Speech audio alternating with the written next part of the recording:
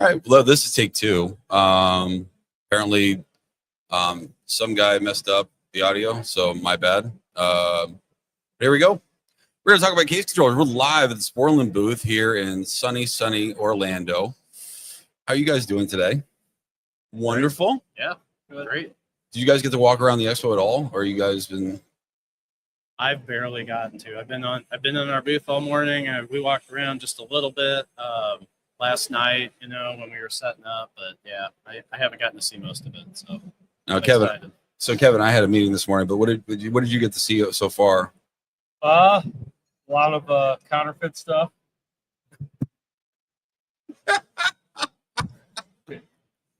I could have done without that. Oh, that's amazing. Walking around, there's all kinds of stuff. A lot of HVAC. A lot more plumbing than I thought there'd be. There's a lot of plumbing. Like a lot. Yeah. That's amazing. So we figured we're live from the Sportland booth. Help me out. Number. What's the number? 1943. 1943. So if anyone wants to come see us and hang out for a little bit, we're actually going to be here the rest of the afternoon. We're going to be here for happy hour. Starts at around 4:30. There may or may not be adult beverages, so we'll see about that. But come and join us, and then we'll come hang out. Chris Stevens will be here back as well. And I guess we're going to talk about case controllers again. Anyone that's listening, you guys usually have my number or contact me Facebook. So hey, let me know if something's not up so I don't do this again and again and again. It's going to be amazing. But we're going to talk about microthermal case controllers. Let's talk about it. We were talking about before. Let's talk about what makes your case controller better than most of the ones on the market. As far as, let's talk about control first. Yeah. So yeah, the MT case controller, we really think there's a couple things that differentiate it. One of them is it ties into the MT Alliance software, and you have the ability to feed that case controller as much information as you want with regard to what's happening in the system around it. So you can feed that case controller what we call environmental conditions. So that's like the liquid temperature and pressure that's feeding it, ambient temperature and humidity, things like that. And so once you feed it more information, it's going to help it control even better because we have a lot of correction factors in the background that work automatically.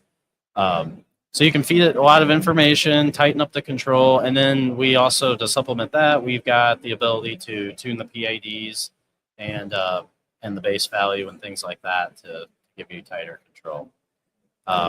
The other thing that I think we do really well is sequencing hot gas defrost for CO2 systems. So can you talk about base value? Because I mean, everyone's like, I don't know what he's talking about. Yeah. So the base value in our case controller, it's a percentage. It's a valve percentage, and the base value is the position or the value that the valve should be at when there is zero error. So that means when it's right on set point. Okay. And if we know things, so we have our flow curves, all the Sportland valve flow curves are in the case controller software. So if you have the flow curve, you know the suction conditions, you know the liquid conditions, we can calculate what that base value should be for that particular valve model. And so the base value just acts as like a home position for the PID, and it tells it, where it should be on set point based on those conditions. Now, do you guys have the flow curves in there for the Danfoss valves or any other valves? Or I think there's some competitor valve curves in there that they put in over the years, but I can't say that they're all in there. But what we do have for all the valves, regardless of manufacturer, is the drive settings. So other controllers, you might have to punch in the step rate and the holding current and stuff like that. You don't have to do that for ours. You just pick the valve manufacturer and model, and then it pulls all that in. It's got all the right drive parameters. So maybe you can explain this to me, because I've heard there's different holding currents, and we can talk about this offline if you don't know it off the top. But there's clipping current for some of the controls, for some of the valves, and then there's holding current. Can you explain that difference? Because I couldn't figure out what that was. You don't know, we can talk about it later. It's fine. Yeah, I've never really heard clipping current. Yeah. Holding current, though, that concept is basically just about applying when you're not moving the valve. Yeah. You're not telling it to move. It's just applying a small amount of current, or much less than you need to really move the valve. Yeah. Just to help hold it in place. It's a measure to help help mitigate step loss. And that's for if you're running a real high differential, you're fighting against a higher pressure to kind of hold it there so it doesn't like lose its step, right? Right. Okay. Right, yeah. Yep. And in general, like, I mean, a lot of the sport valves, the motor and the gear train's designed to where without that holding current, it's not supposed to slip anyway, though. So it's really kind of you can think of that as like extra insurance. Okay. So, we talked about this before, but like I want to reiterate this again, the fact that we have, we have different nominal size valves. And unfortunately, we don't always have the exact valve that needs to be in the area for the exact application. So you might have a 5-ton evaporator, but a 10-ton valve. And, if we leave that like that, we're going to end up overdriving it and, failing out that valve. And obviously no technician loves to really change out of valves if they can avoid it. So, I've heard of, not changing the steps, so to speak, because it still has to find its way home, but like being able to do a max valve percentage. What you guys could do that as well, correct? Right. Yep. So yeah, there's like 3 different settings in the microthermo case controller that you would modify for that kind of scenario. So you have your base valve percent open. That's where the valve, should be during its normal stable operation, basically. And then we have a multiplier value that you can punch in. So it's just a multiple of the base value. So if your base value is 10%, that's where you're telling it should be. And then you can say times 3. So 30% is your max open that the valve will go. Then we have another setting for pull down mode. So let's say during normal operation, you want to hang out around 10%. 30% is the absolute max, but maybe 30% is not enough for pull down after defrost. 30% maybe is going to make your pull down really long.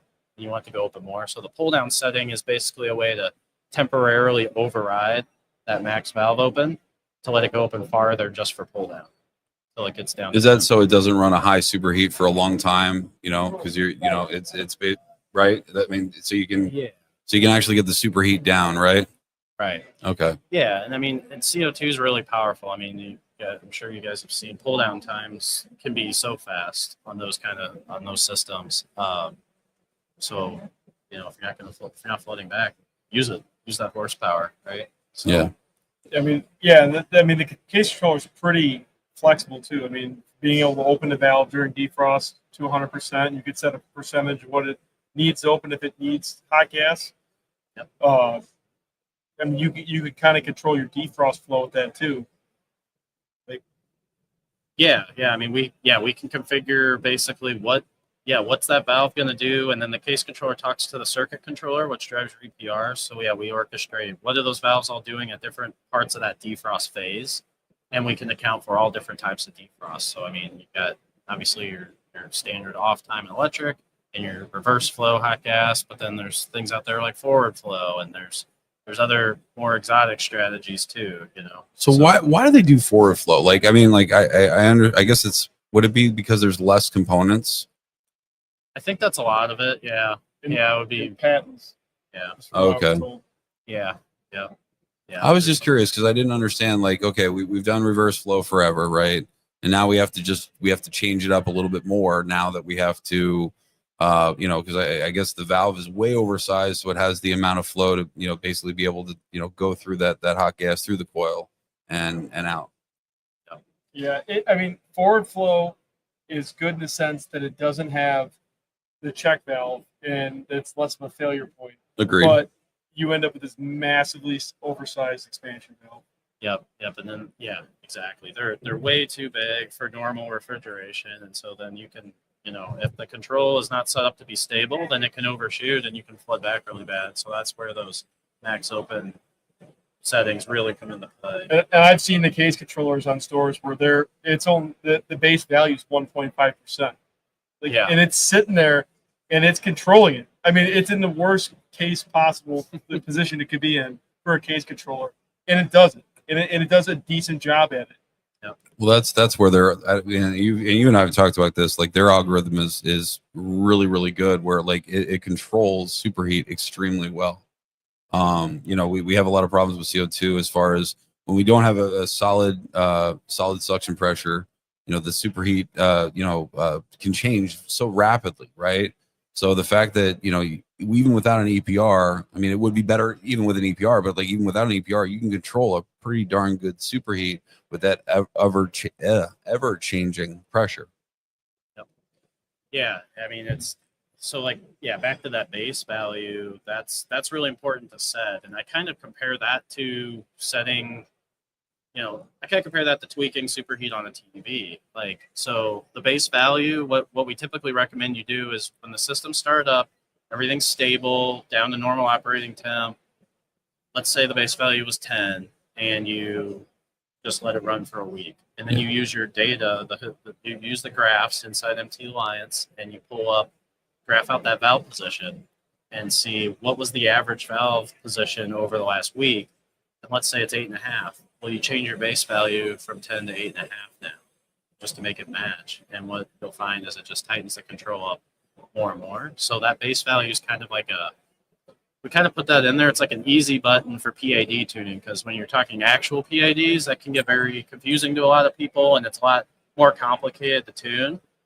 9 times out of 10, though, you don't have to touch the PIDs. You just get that base value set right, and then you're good to go. Base value and max opening percentage. Like I said, we don't want to mess around with the valve steps, because the valve still has to find its way home, right? So if it's 2,500 steps, we still have to make sure that thing, knows it has to go 2,500 steps to get its butt back home.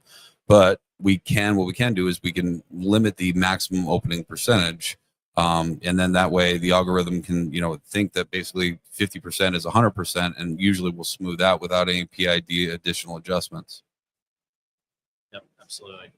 And it's so important, because that just really ties back into, like you mentioned, the suction. If the suction's not totally stable, and it's kind of like some of these systems, they get in this loop where, you got to tune the case controller to help stabilize the compressor suction. And then you got to tune the compressors to help stabilize the gas cooler. And it's like this loop you can follow throughout the system.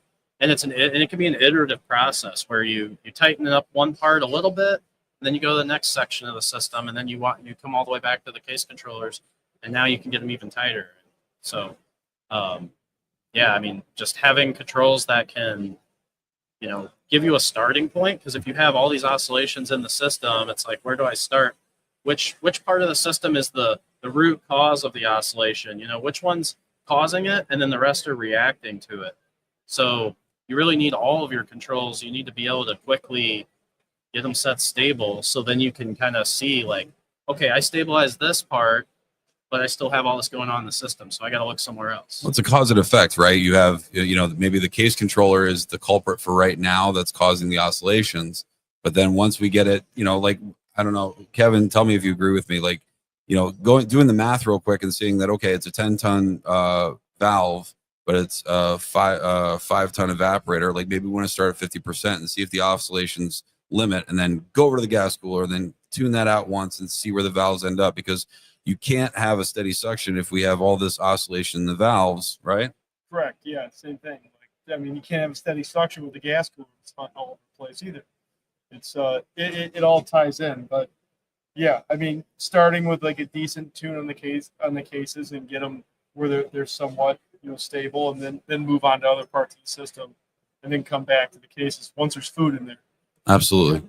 Because you can see with any kind of CO2 system, you open up that HPV, that flash gas, that liquid is going directly and raising the pressure into your flash tank, and then essentially then the BGV opens, and then the suction, it goes open. So if you're constantly feeding this rapid changing suction from low superheat, high superheat, that's going to transpose into the suction, which is then going to do this with the gas cooler, and then it's just going to, like you said before, Adam, it's going to go in this perpetual cycle where it's never going to tune out right. Yep. Sure. So, tell us about your defrost. What are you doing special, or the dual set points that you guys do as well? I want to talk about that as well. Yeah. So, the case controller supports, dual temp cases. So we have dual set points, and so that means dual of everything, like your temp, obviously, and then you can have different superheat set points for those different temps, different defrost settings, all this stuff. So it's basically just two different tables in the case controller that you can set up. And then we've got different control methods. Fucking Mike. Oh, sorry. That's Then we all got right. different control methods Thank too you. that we can set up. Yeah. So the MT case controller's got 4 different control methods. So there's the most common one is temperature control with a superheat limit. Okay. So that's where it's using the expansion valve to maintain your case temperature, and it's looking at superheat in the background. And if superheat gets too low, then it's going to shut the valve to keep it from flooding.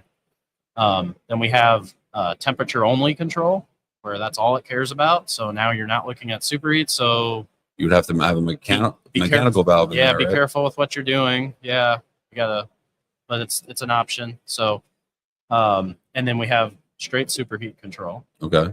And then the other one that doesn't get used very often is it's the opposite of the first one. So it's superheat control with a temperature limit. Okay.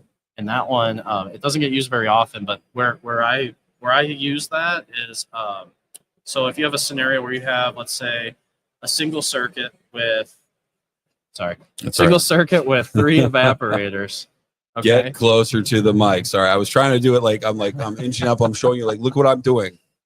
So let's say you got a single circuit with like 3 evaporators. Okay. And you're doing air temp control with the EPR. Okay. The typical control method is you read in all 3 of those temps, and the EPR controls to the average air temp. Okay. Well, let's say, so you got 3. Let's say one of them's 5 degrees warm and one's 5 degrees cold, and the other's all right on set point. Yeah. So the EPR control is going to think everything's fine because the average is right where it's supposed to be. Yeah. So that's where in the case controller, the superheat control with temp limit comes into play. So it's going to target a superheat set point. Okay. But then you put temperature limits and you say, if you get more than a degree or 2 off set point, then it's going to like switch to temperature control. So it's a way to take those fringe cases and bring them back in. If that makes sense. Yeah, but I mean that goes back to our point, the fact that pressure control, as far as utilizing the EPR for pressure control, is we've been doing it for years. Yeah. You have a pressure that's just maintaining there. The expansion valve is because the expansion valve is not a pressure controlling device. It's a superheat controlling device. But in order to have a constant superheat, you got to keep that pressure solid. And I know Kevin will die on that hill forever.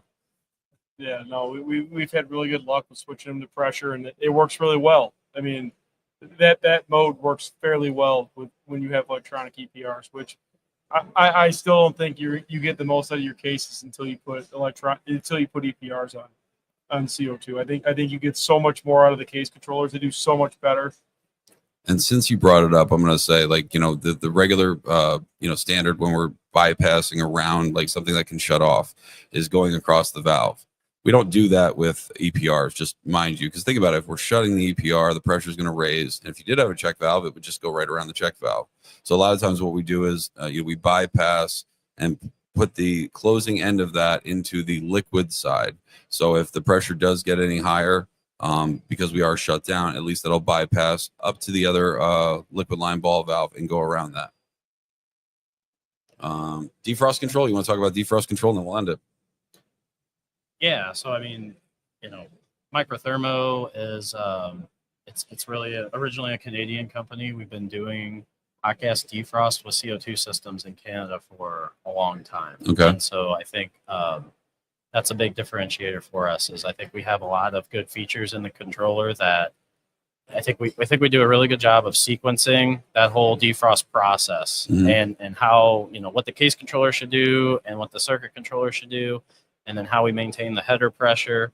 I think we just have that figured out really well, and we've kind of mastered hot gas defrost. So, we can control the case controller with the expansion valve and what it does during defrost through all its phases. But then it talks to the circuit controller a lot, and we can manage the ramping open rate, of the EPR, things like that, and then there's of course the header pressure control is important. Is that like if you'd be concerned with a little bit of let's just say it's an off time, right? So you're closing that EPR during defrost, you're raising that pressure, and you could inherently get some kind of flooding. Is that almost like a post purge, if you will? Like years ago we used to use a sort valve with a 3/8 valve around it, so it's something comparable to that, right? Yeah, we call it a ramp. Oh, okay. We call it a ramp open, and yeah, that's what it's there for. Basically, it's it's really not meant so much as flood control as it is more for not overwhelming the suction group. So when you come out of defrost, you just don't want to slam open those EPRs right away. It's just going to overwhelm that suction group. So, yeah, they don't like that. Yeah, it's about just you crack that thing open a couple percent, let some pressure bleed off, and then it goes through some steps where it opens a little more, a little more, a little more, until finally it just goes back into normal refrigeration control. So I know a lot of controllers. I mean, they're trying to do any demand defrost. Are you guys playing around with that? Do you guys try to utilize that? Tell me what Microthermal's approach is on demand defrost. Yeah, so right now we don't have a true demand defrost algorithm in the software. We do have a skip defrost option, which is not really the same. Some people will think it's the same. It's a little different, but that's something actually we're working on in our lab right now. Okay. We're working on the demand defrost algorithm where, and I think it's going to be good. It's getting really close, so I think we're going to have it in some controls pretty soon, but Nice. not yet. Yeah, skipping defrost. I mean, unless you're in like Arizona or somewhere where there's no humidity whatsoever, because how many times, Kevin, have you gotten blamed that this case is icing up? It's your fault. No, the air conditioning contractor isn't taking care of the AC, and essentially like you're having issues through that because of the excessive humidity and temperature. Yeah. I mean, yeah, I agree with that. And it can be kind of unpredictable too. And then there's all the biggest challenge.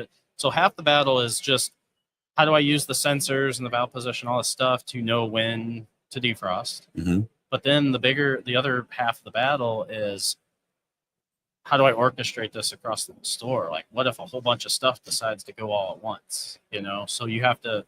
Those are the two pieces of it that we're kind of working on orchestrating. And then you brought up a great point with HVAC.